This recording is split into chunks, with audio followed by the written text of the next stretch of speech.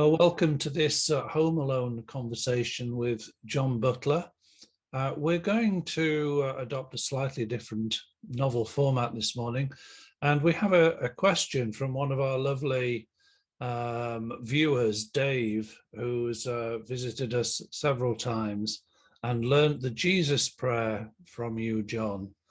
And he has a question for you that has arisen from it. So let's listen to his question.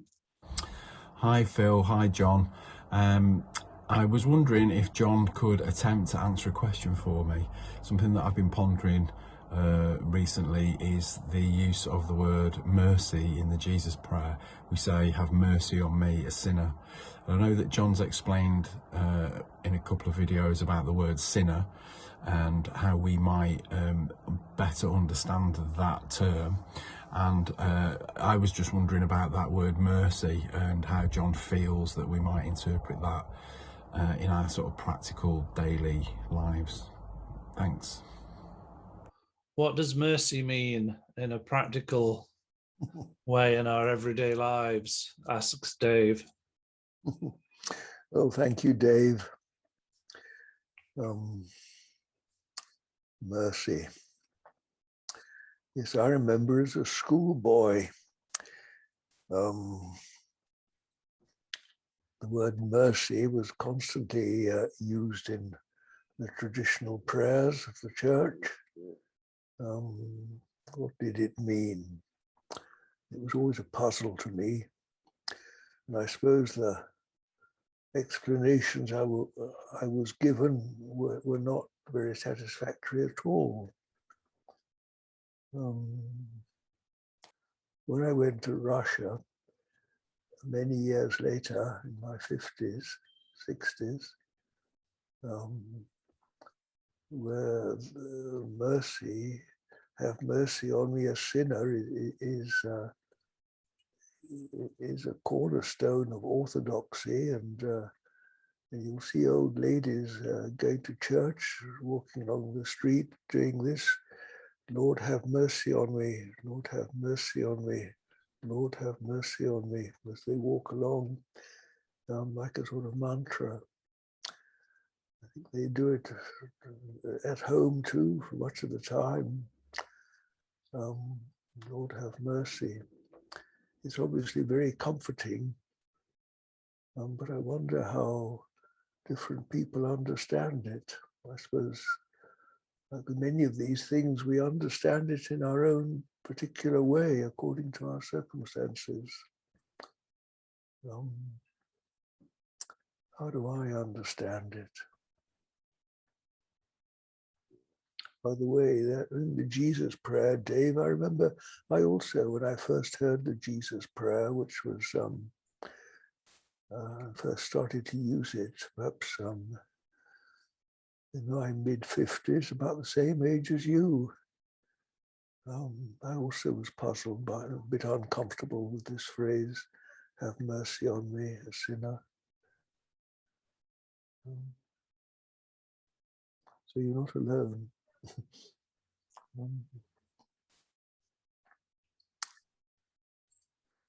One of the features of getting older is that I'm ever more conscious of myself as a failure.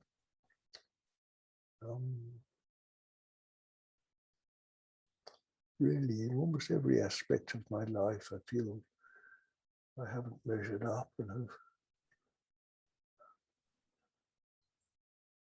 proved, as the scripture says, an unworthy servant, to say the least, if not a downright failure, as the failure of the physical body bears witness, doesn't it? Only too obviously. The failure of my mind as I become more forgetful. This last week in particular, I've been brought up to feel very much that personal inadequacy, really. So this morning, when I climbed up the hill to church to meditate, which is which takes me beyond the street lights of the little town where I live. I walk up through the churchyard where there aren't any lights, and just outside the church there's a tombstone where I usually lean to get my breath back, and there's a lovely full moon, because it was early this morning before the dawn, and there was a lovely full moon and a sky full of absolutely beautiful crystal clear stars. I always loved stars. I've been lucky. I've been in many starry places in the world, and slept outside and felt the comfort of stars. And this morning I leaned backward over this tombstone and gazed up at this lovely sky and just felt that infinite comfort. So I've always felt that comfort. I know not everybody does. I'm not interested in the latest scientific discoveries about stars. I never cared much to know their names either. I just love them. I don't know what they are, but I don't seem to need to know. They just seem to melt into them and feel at home there. And so it was this morning. And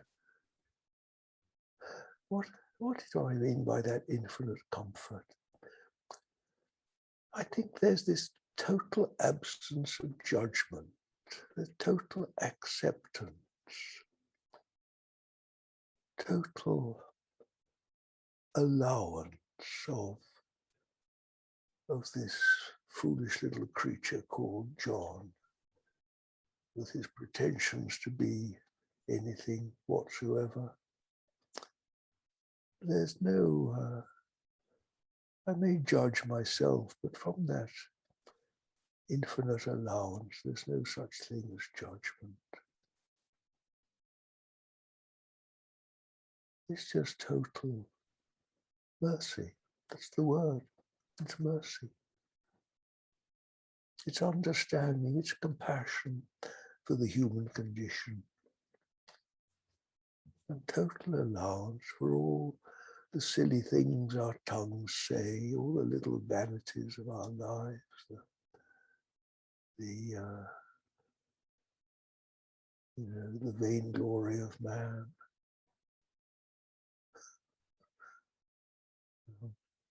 He's vaunted. He's vaunted nothing very much.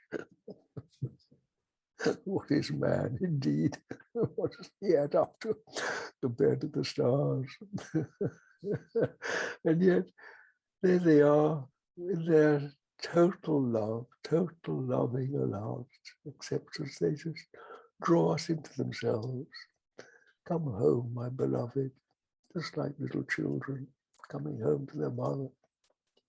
Come home. So that to me was mercy. And the prayer says, Almighty and most merciful God. And in the sort of, the absolutely weird distortion of things, we're so convinced of our separation from this, and of that God is somehow over there, and we need to say, have mercy, as though God isn't merciful. And in some way, if we go on saying, have mercy long enough, that infinite allowance will in some way come down, as if it isn't here already. But our trouble is, you see, all these prayers are written for us in our ignorance, and we don't understand it, and we feel our separation is so real that we have to plead to God to have mercy on us. So indeed, that's a sort of first step in our acquaintance with Almighty and most merciful God. Lord, have mercy on me, a sinner. It sort of paints the picture, doesn't it? What do I mean by sin? Well, I've already explained that many times, but all that is all that I'm sort of trying to point out to you as this human failure is, of course, the sin, because we've absented ourselves from God, from the presence of God, and so we fall into inadequacy. We're exiles. We've exiled ourselves from the blessed presence. So we go down our knees and say, Lord, have mercy on me. And if we repeat it long enough, the words will sort of merge into the actual reality of that infinite allowance. I look beyond the computer screen now, look at the sky, and I always feel such comfort in looking at the sky. There's the hillside just beneath the horizon, then the horizon, then the sky. Well, the woods and the fields have always been my comfort, but even greater comfort is the sky. Without any conditions, it just accepts me with all my faults, all my failings, in laughter and tears. I look up at the sky and it's just, I can melt into it just like that. And the stars even more so. The infinite forgiveness. You see, that's what it is, because the stars are outpouring their mercy, aren't they? They are forgiving, infinitely forgiving.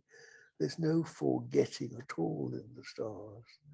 It's entirely this infinite forgiveness. And all that's required of us is to turn that way. Even if we start off by saying, Lord, have mercy, and then just stop saying anything and just stand silent. Just melt into them. Effortless. John, if there is no judgment, if there is unconditional acceptance, what is there to be merciful of? Why is it required? Because we think it is, I suppose. Yes, you know, the grass doesn't need to say it, does it? The trees don't. Why do we? Because we are, you see, even to a very small extent, I suppose instinctively there's some recognition of the mess we're in.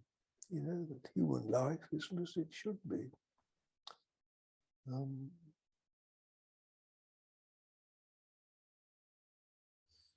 The dictionary definition of mercy is compassion or forgiveness shown towards someone whom it is within one's power to punish. So mercy is required where a crime has been committed.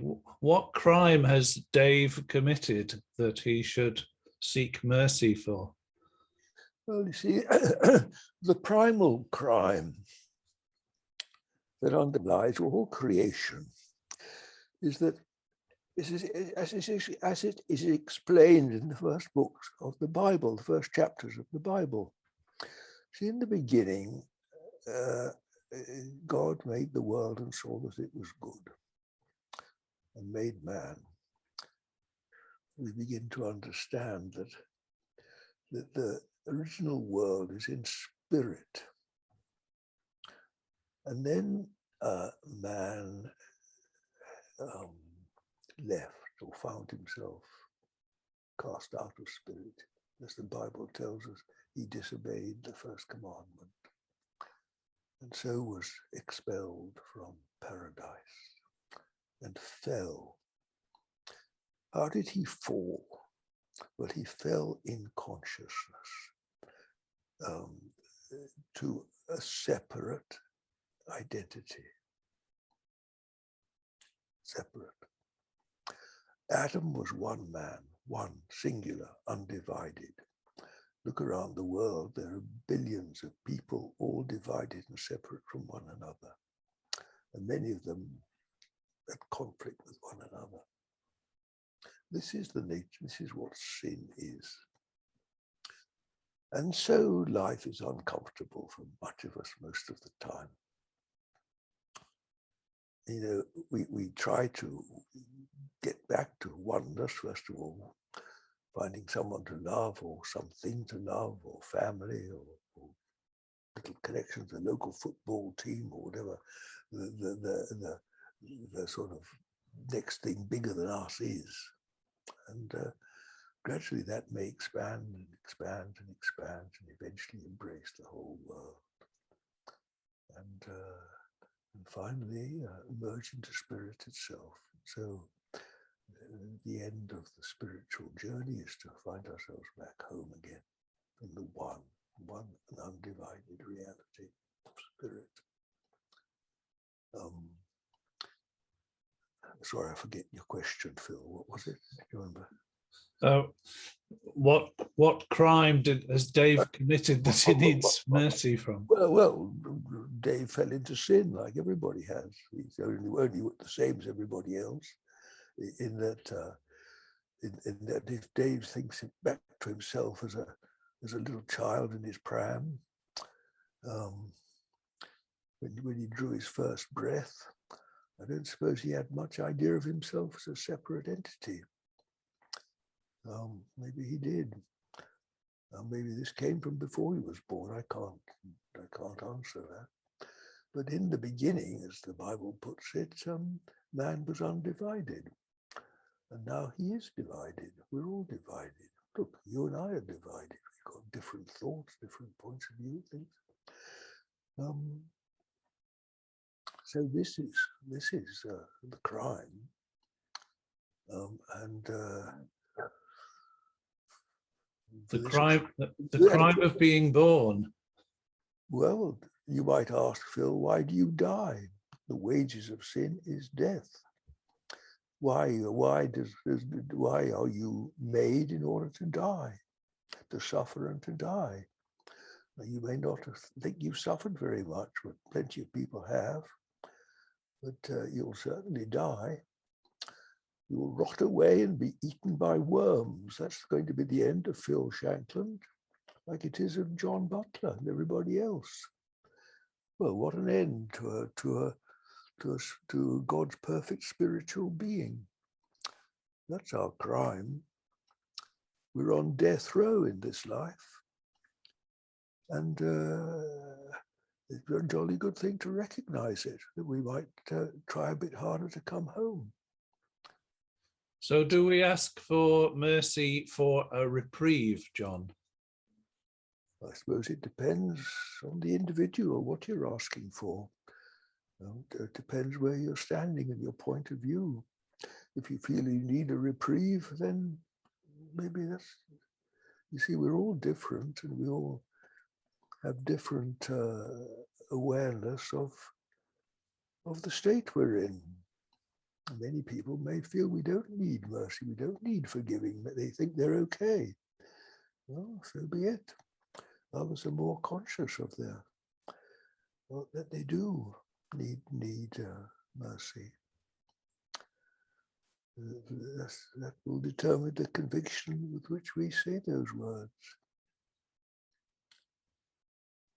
One of your favorite sayings from the Bible, John, you could probably finish it before it's out of my mouth.